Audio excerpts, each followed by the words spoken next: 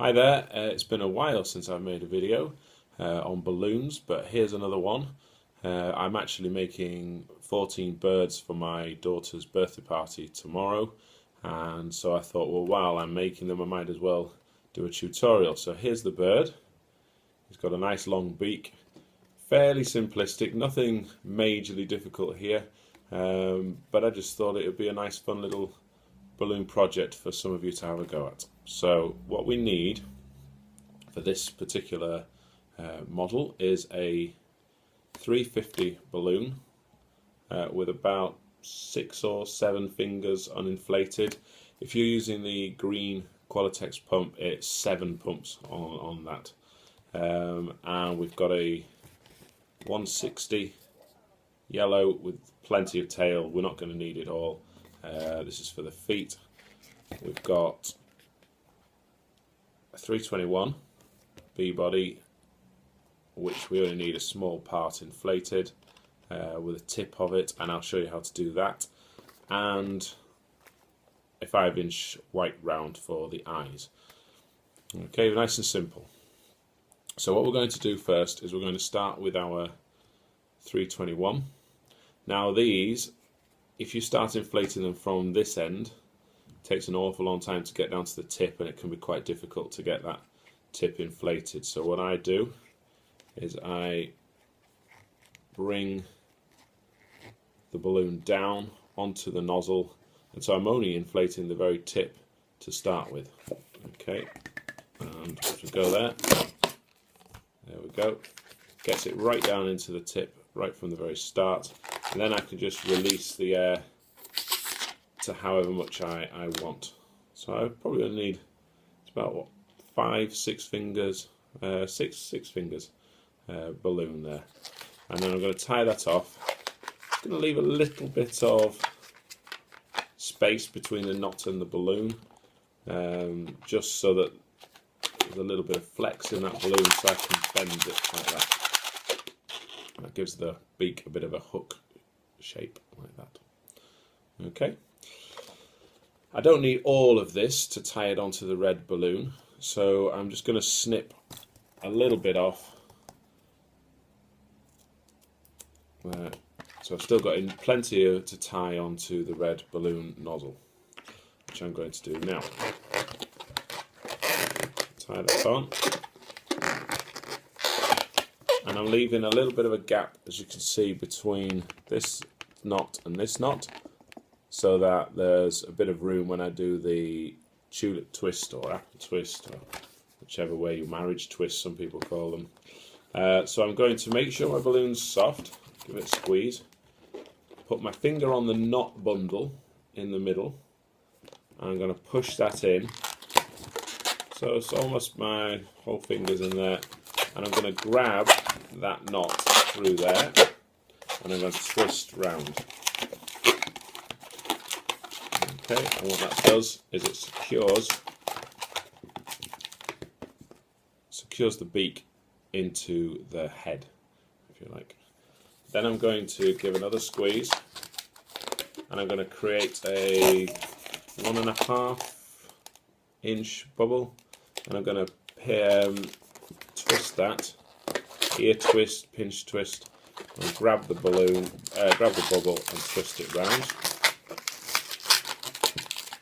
Okay, so that the beak is now sort of facing forward, if you like.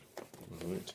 Then we've got the rest of the balloon to do 3 bubbles for the body and the wings, and a pinch twist, and the rest becomes, whatever's left is the tail. Okay, so I'm going to gauge it. I'm going to go give it a squeeze again, about 7 fingers, maybe 7 or 8 fingers long for the body, like that. I'm going to put another 1.5 inch pinch twist in there, so I'll twist the bubble, pull it up, twist it round. That may come undone when we do the wings, but it's easy to twist back into place. So now I've got to make an up, a down, and then whatever's left. I'm going to give this a bit of a squeeze. I've only got 2 more twists to put in there, so and if I can get as much air down there as possible. Okay, so I'm going to go up again, about the same as the body, I'm going to twist that round the head. There. And then I'm going to come and give it a squeeze again, trying to force that air right the way down to the end. And then I'm going to come down to the pinch twist, wrap that round the pinch twist. And the pinch twist is going to sit at the front with the wings behind and the main part of the body there. If you find that you've got wings that are different sizes, or it looks better one particular way, just you choose which way is best for you. Okay, so that's essentially the bird pretty much complete.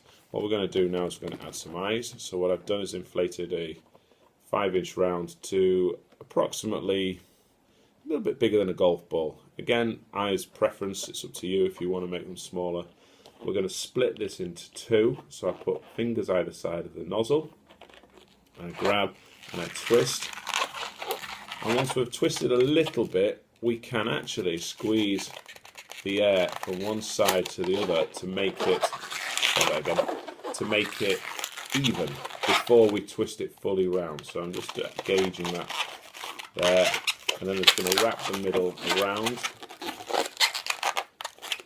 And then all I'm doing is I'm going to pass these up past the beak and then twist them at the top. So I'll try and show you that now. So I'm going to pass it from the bottom of the beak to the top of the beak.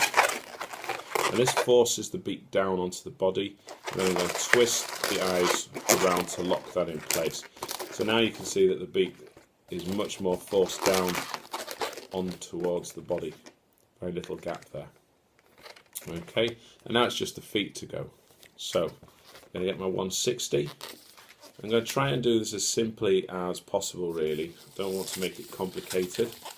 So it's 4 fingers, a small pinch twist, so that's a bubble.